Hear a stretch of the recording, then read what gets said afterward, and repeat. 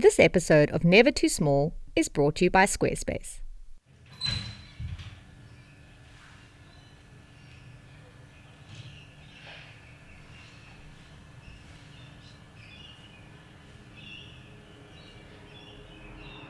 This building is located in Potts Point, which is close to the Sydney CBD. The apartment's located below street level, and to access it you have to go down almost 2 flights of stairs. This apartment is 49 square metres.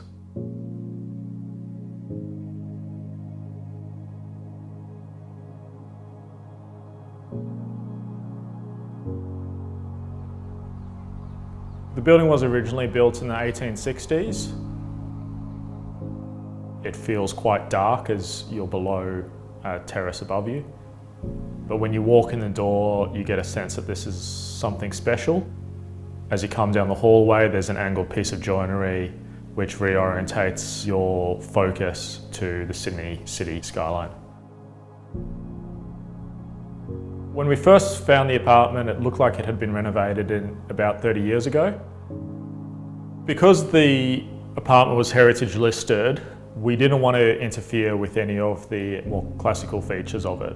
So the idea was to touch the apartment lightly within our renovation. The apartment is primarily made up of 2 main rooms. When we got the apartment, those rooms were divided up by some stud walls. We removed those stud walls and installed 2 light pieces of joinery, the wardrobe and the kitchen, into the space. The living and dining room take prime position in the apartment,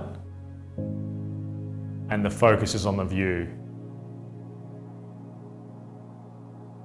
There's no built-in items and elements that compete with that. The kitchen, which is situated in the living space, is up on legs and is designed to feel like a piece of furniture. Having it up on legs does a few things. One, it doesn't feel like your normal kitchen. And secondly, you see the floor flowing right through underneath it and the sense of space is enhanced.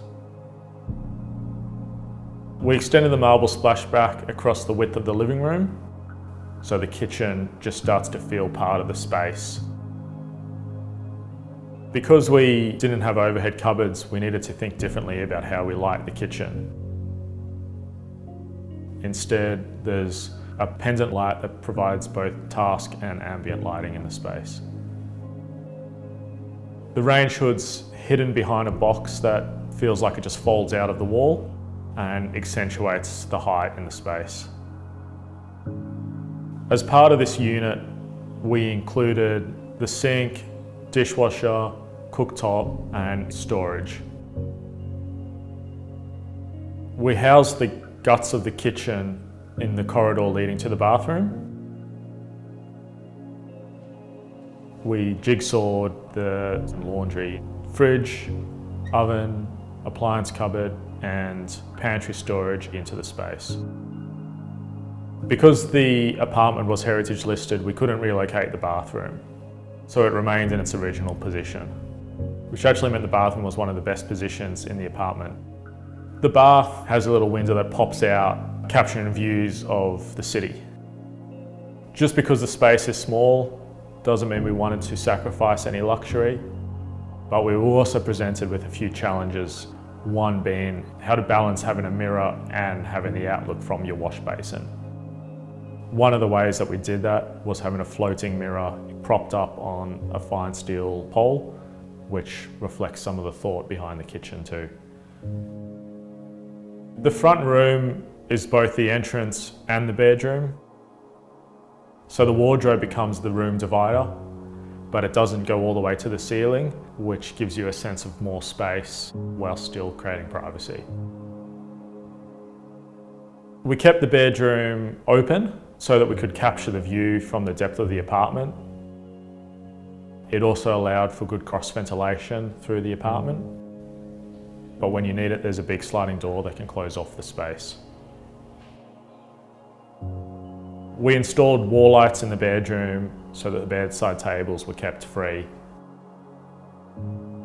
The bedroom has a full height curtain, which creates a sense of warmth and luxury in the space, but it also serves the functional purpose of providing both acoustic and visual privacy from the street. We took extra care with the elements of the apartment that you touch.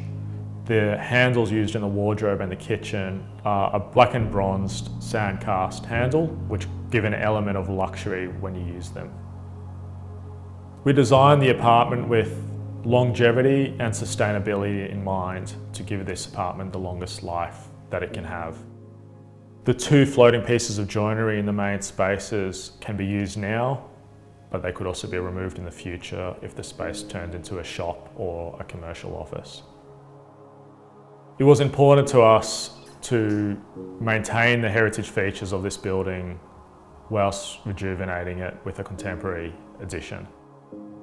We think it's really crucial and important for our growing cities to use the housing stock that already exists. This episode of Never Too Small was sponsored by Squarespace. When it came time for us to build nevertoosmall.com, our publishing website and future home for small footprint living, architecture and design, we chose Squarespace. Not only did it let us get our site up quicker with their easy to use layouts and tools, it just looks like us and has all the useful publishing tools we need, like automatic image scaling and automatic posting across Twitter and Facebook, and Squarespace Commerce too, to ultimately power our shop.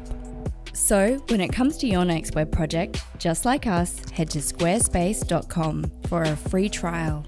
And when you're ready to make it a reality, go to squarespace.com/NTS to save 10% off your first purchase of a website or domain. Thanks for watching.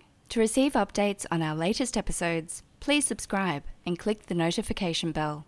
And if you're an architect or designer with a project we could feature, please share it with us at nevertoosmall.com/submissions.